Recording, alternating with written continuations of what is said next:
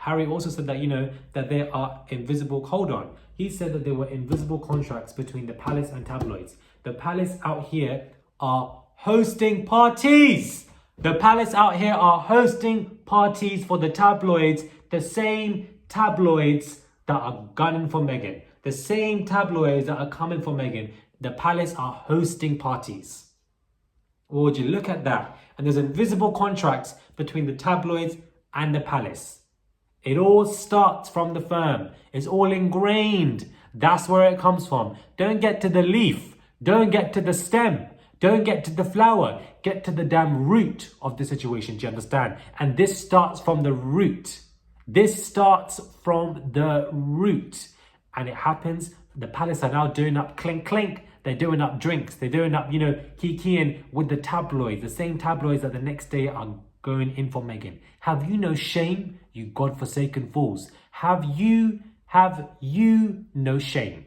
And then we have William, who should have been there as an older brother for Harry, but he never wasn't. He never was, because the apple doesn't fall far from the tree. The apple does not fall far from the bloodfire tree. Do you understand? Because we have Charles out here turning a blind eye, and so is William as well.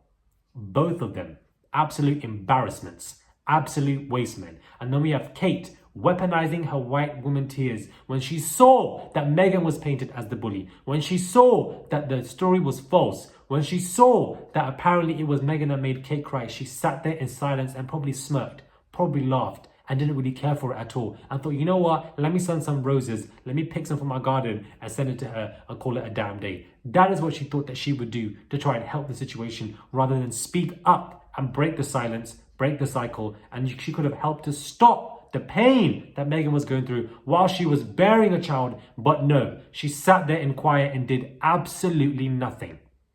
You are an embarrassment and you're an absolute fool. All of you. All of you. This is the truth, I believe, what Meghan Markle is saying, and it's finally been revealed. Because you never win when you play dirty, guys. You never win when you play dirty. Do you understand? So we have in tandem the conversation of he won't be given security, he's not going to be given a title. And conversations about how dark his skin might be when he's born. That's crazy. What? And what? Who is having that conversation? Right. With you? Who?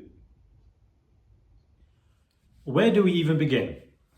Where do we even begin when it comes to this video, guys? I don't even know how to understand. Everybody is now trying to do their interviews, currently on Good Morning Britain. Everything is an absolute mess, but we're going to get into that into a separate video because it's just absolutely astonishing. We have Meghan Markle, who has literally exposed so many people when it comes to what really went down in the last 2 to 3 years. And it's been a long time coming, guys. But are we surprised? Hey guys, it's Markle. Hopefully you guys are doing well today. Back at again with another video. If you haven't subscribed, guys, click that button for daily and consistent content. Head over to my Instagram, my Patreon, my merch. Subscribe. Click that button, guys. Let's get to 200,000 subscribers. We can do it. Click that button. It's just one click, and let's get straight into this video. Right. Who said it? Who said it, guys? Who said it about Archie's skin color? Who said it? Was it Philip? Was it Elizabeth? I'm thinking it was Charles. That's who I think it is. I genuinely think it is Charles. What kind of man doesn't even want to pick up the cause for his own son? That's exactly what Harry has said. I don't even know how to get into this. Like, there is a chronological format, but because there was so much... Listen, Meghan was exposing everything from the beginning to the end. This is arguably the biggest interview that Oprah has done, you know, with the royal family. And I think it's astonishing what had gone on. Absolutely astonishing.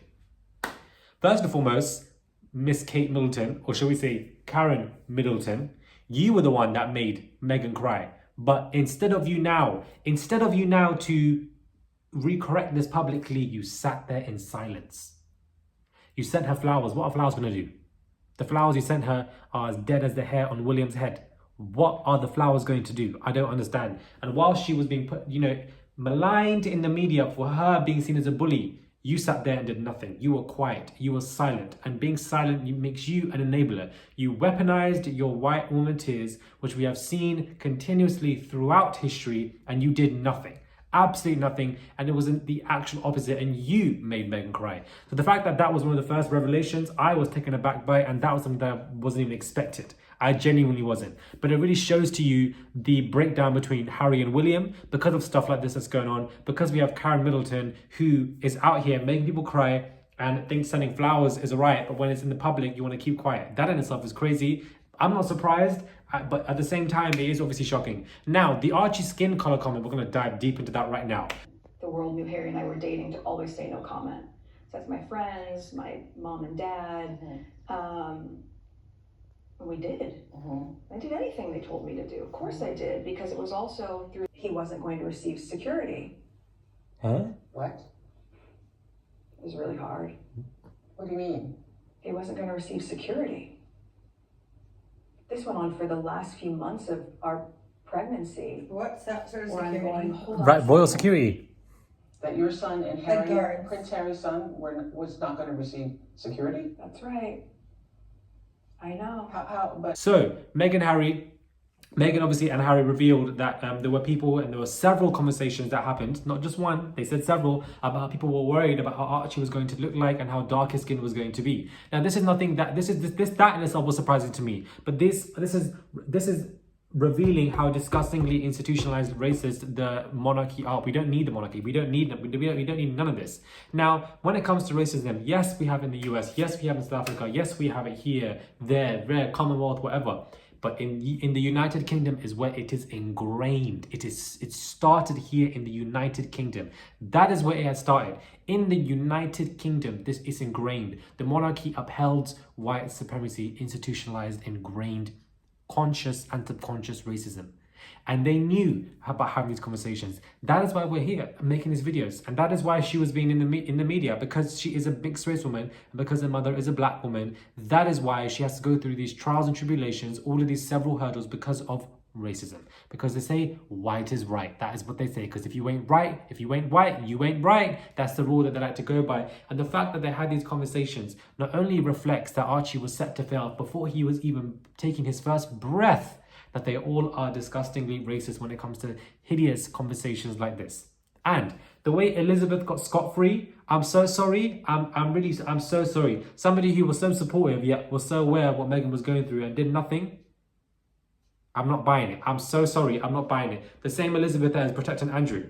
The same Elizabeth that doesn't care for Charles, ignoring Harry's cause. I'm so sorry. I just feel like she got off scot-free.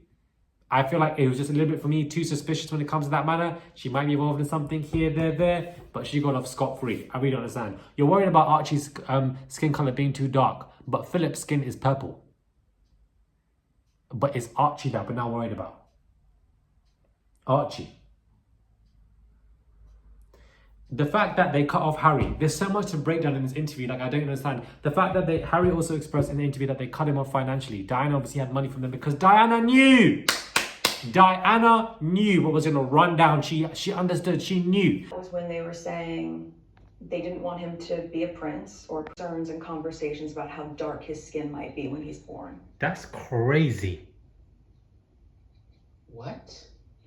And What? Who is having that Right. conversation Right. with you? Who? She knew what a cowardly clown that man Charles is, and she had to defend for her own children because Charles wouldn't do it. Charles was out here ignoring her dad, ignoring his son's cause. Hello, Dad, are you there? Wow, my dad is not even there. Hello, Camilla, are you there? Oh, Camilla's there. So you're out here answering phone calls to your mistress, but when it comes to your own son, you've left him in the woods. You've left him alone. This is what you've done. But are we surprised? Because if they can cut off Harry so easily, who is Diana to them? Nothing.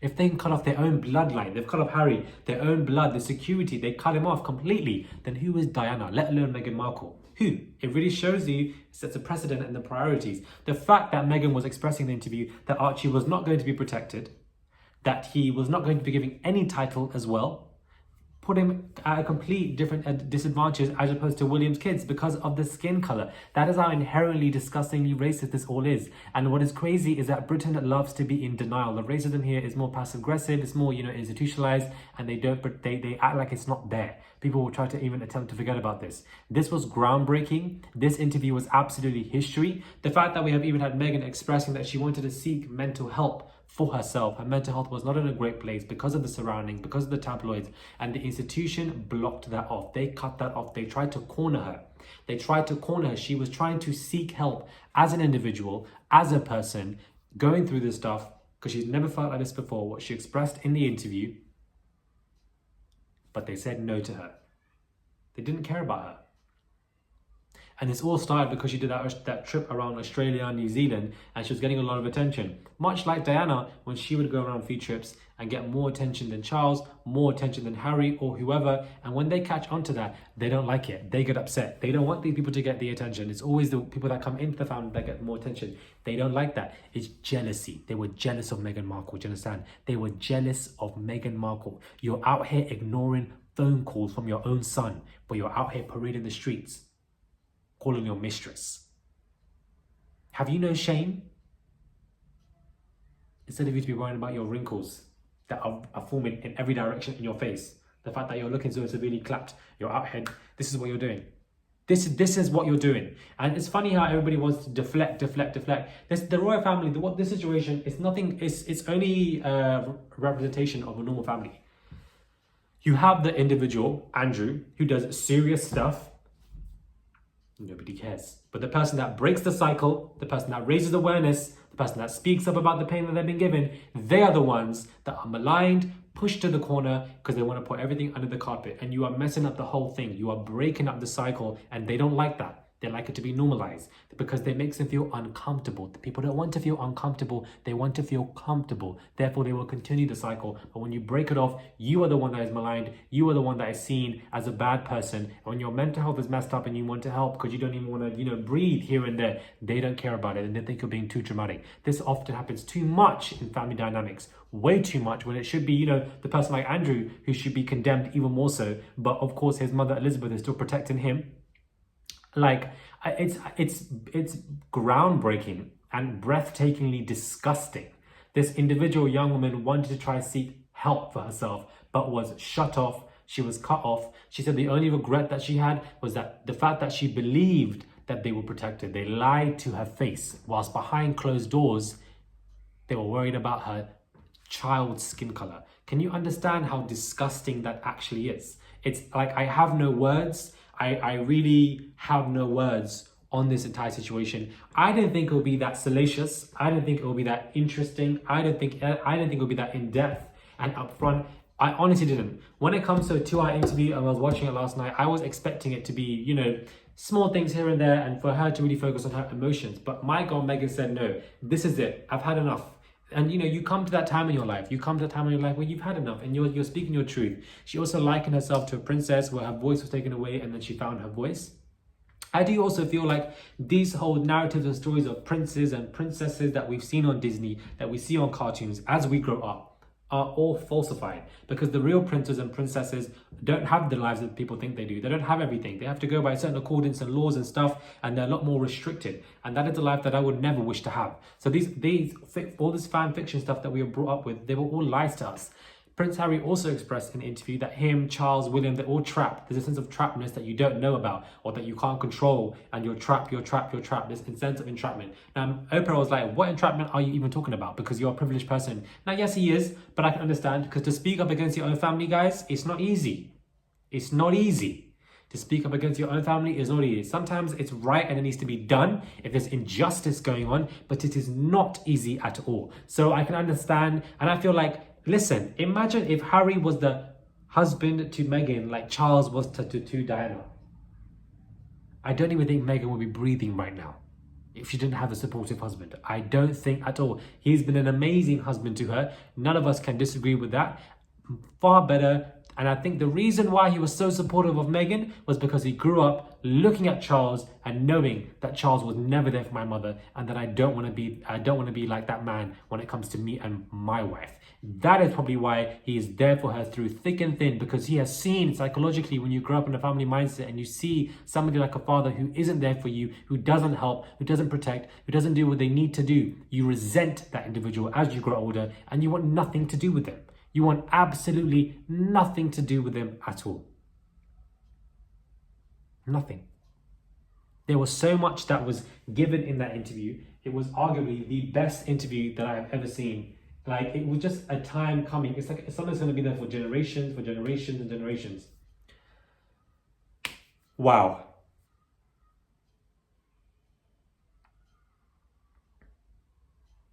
Can you even now imagine? Listen, Meghan Markle is getting all of this flack, as we all now know. But can you now imagine if Meghan was a dark-skinned girl? Can you actually imagine if Meghan was a dark-skinned girl? I don't even think she would even be breathing. Do you understand? Can you actually imagine if Meghan was a dark-skinned girl? Can you actually imagine? I don't even think she would be breathing. Are they open the schools now? But anyways, I don't even think she would actually even be breathing. They're also worried about Archie's skin color when he's just as white as Harry. From a biracial, mixed-race woman who's a very light-skinned woman anyways. And that is still something that is on your mind because you've had several conversations about this. Are you mad? Are you mad? Are you mad? I don't know, guys. That interview took me to another whole place. I just didn't expect Meghan Markle to go in through that, but you can tell that she was really waiting for this. And you can also tell that Harry was holding back a little bit and Meghan wanted to go in even more. It's powerful. There's power in telling your truth. That's why they say that. There's power in revealing your pain, your trauma, and what you've gone through as an individual, as a person. There's a lot of power in that. And once you start doing it, not only do you feel like you got a breath of fresh air, but you just want to keep going and you want to scream and shout, and when you want to tell your pain, that's exactly what you wish to do. And I could tell that she was on a roll and she wanted to continue doing so. And I'm not mad at her doing that at all. I'm thoroughly not mad at all. The fact that she's out here exposing people like flipping Kate Middleton. Then we have the racism being exposed. The fact that they feel trapped in the family as well. And the fact that, Harry said that he doesn't want history to repeat itself. What he means by that is what happened to Diana, he doesn't want to see that with Meghan. That is why he's been supportive of Meghan, because out of fear. He's seen the history. As a young child losing your mother, you don't forget things like this. They're extremely significant in your life and they produce a lot of trauma. And you hold on to that when it comes to your adult relationships. When it comes to your romantic relationships, you carry this on with you. Now, I want to know who said that skin color comment. I want to know. And it wasn't just one conversation. They said it was several conversations. So either that one person said it several times or multiple people were saying it several times. Are everywhere right now. And I said, I've left the house twice in 4 months. Wow. I'm everywhere, but I am nowhere. I know there's an obsession with how things look, but has anyone talked about how it feels? Because right now, I could not feel lonelier. You were feeling lonely? And protected, but that they were willing to lie to protect other members of the family. And I'm genuinely shocked by the Archie skin comment. I want to know who said that comment. I want to know who it was. Comment down below and let me know who you think it was. Apparently it wasn't Prince Philip or the Queen. A new report from Page 6 has come out, but I'm obviously very curious to know who this person or individual is. My bet is on Charles. I don't think it's William, but I definitely think it's Charles. Let me know what your thoughts are, guys, when it comes to this analysis video. I know I told you I was going to come out with like a 20-minute related video, guys. Not going to be a 5-10 minute situation. This is a long video because there's obviously a lot to break down in this entire situation. She done expose everything. Meghan Markle said, you know what? I'm here. I'm ready. Not even Ayala can fix this stuff, guys. Please. Let me know your thoughts are when it comes to this. Click that button. Shout out to everybody on my live last night. I was on live for 2 hours. I slept at 5 in the morning. I wanted to get my reactions off there and I wanted to get a live out. And there was like at least 15,000 of you on that live. It was crazy how many of you, when I look back at it on the stats and overall with the 2 hours, 15,000 that we popped in and out, and that in itself, I feel that was amazing. Shout out to all of you guys who are on the live. Subscribe, guys. Click that button. Road to 200,000 subscribers. We can get there. If you click that button and subscribe, I would appreciate it. Head over to my Patreon, my merch, my Instagram. The details are in the bio below. Let me know what your thoughts are. I'm keen to read all your comments. When it comes to this. Subscribe, click that button, and I will catch you guys soon for another video.